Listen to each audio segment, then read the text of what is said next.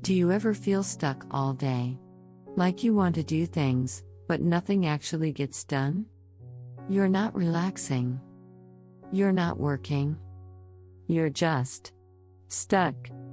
If that sounds familiar, this could be ADHD. This isn't about laziness. It's about your brain struggling to switch into action. When a task feels unclear, overwhelming, or boring, your brain pauses instead of starting. Do you feel this too? That's why you can spend hours thinking about what to do, but never actually begin. Try this. Don't focus on the whole day. Pick one small task. Something simple. Something clear. Start there. You don't need momentum to begin. You build momentum by starting. If this helped you understand your brain, follow for more ADHD-friendly strategies.